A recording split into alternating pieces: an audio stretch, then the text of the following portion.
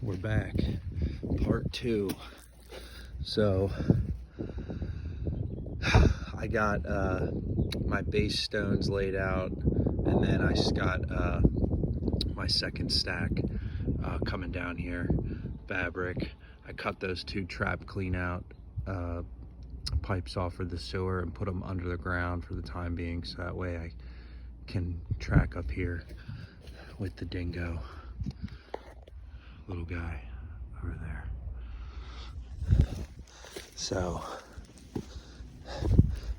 fabric, keeping the dirt separate, compact every foot.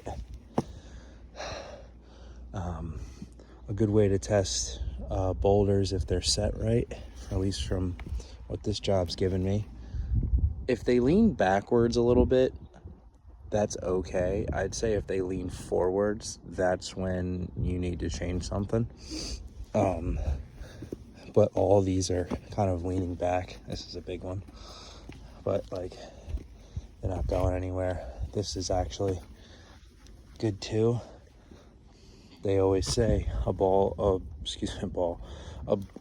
that stands on its own is a good wall. So I have some stuff set behind us here.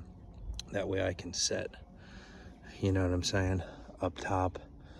I think we're just gonna go another course high, and then we'll be close to grade. You know, he's only got so much of a budget here. But yeah, this is coming along. This is, you're standing below it. And all these little gaps and stuff, take some smaller pieces and wedge them in there just for extra support. But yeah, I have plenty of stuff to do here tomorrow. We were gonna get another load of boulders, but I'm not sure just yet. We're making progress here. So notice how they're staggered. They're not stacked directly on top of each other. That's important. You know, there's no formula. You're just stacking them and seeing how they fit. A lot of times I would bring a boulder up thinking it was going to go somewhere and end up putting it somewhere else because it just fit better. So yeah, we have about 5 tandem axle loads of fill dirt. So I'm just going to continue to bench my way in here with the dingo. Just dump, dump, dump, dump, dump. A little bit of shovel action, and then go and tamp some of that dirt down, then get my next course up. You know, the courses are hard to determine exactly how many courses because everything's different, different widths and diameters. You just kind of see what's going on with it, and just letting it ride.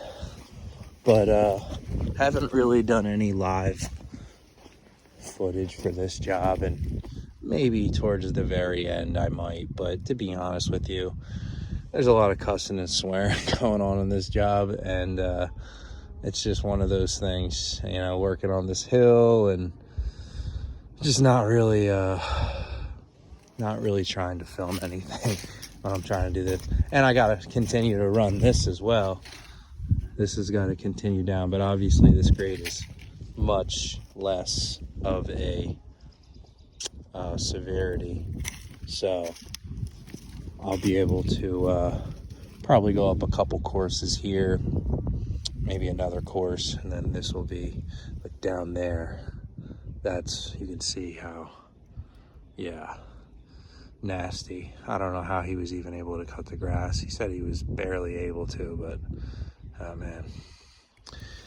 Anyway, it's like 5:30. I've been out here since about, I don't know, 8:45. A little tired. Had to drive back to the shop, then drive to my house. By that time, it'll probably be 7 o'clock. So these long days, and of course I got a lot of demand, people asking me about other jobs and stuff, but you know, can only move so fast. And I have no help on this job. I work alone. Nobody is going to come here and help me. I have no employees. I just work alone. I like it better that way. This is like one of the only trades where you can actually get away with doing that and without like killing yourself physically. Yeah, so this is what's left of the boulders. I still got some stones to play with tomorrow. Cat's holding up good. Dropped a couple of boulders when I had it up on the hill.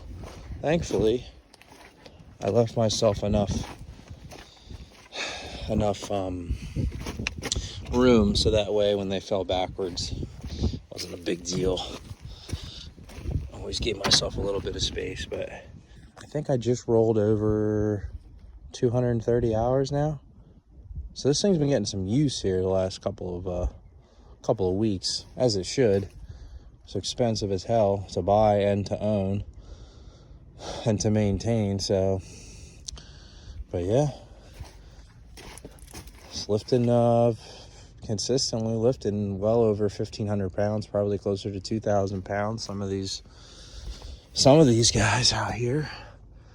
But yeah, I will be doing they call for 500-hour intervals on these things, but probably gonna do the oil at 250 hours, change the hydraulic filter, the fuel filter, and the water separator, and maybe change the final drives. I don't know.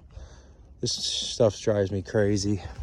Oh god, look at all that mud caked in there. It's all over the place in there. It's whatever. I just want to get this job over with. I'm beat as hell at the end of the day, so it's whatever. This thing's brand new. I'll pressure wash the hell out of it when we get it back to the shop and this job is done. But yeah, so that's part 2 of the Boulder wall project. And as soon as I feel that we'll do a part 3, I will do another video. But this is what we got. And you know, like I said, maybe I'll do some live time filming. But yeah, everybody have a good evening.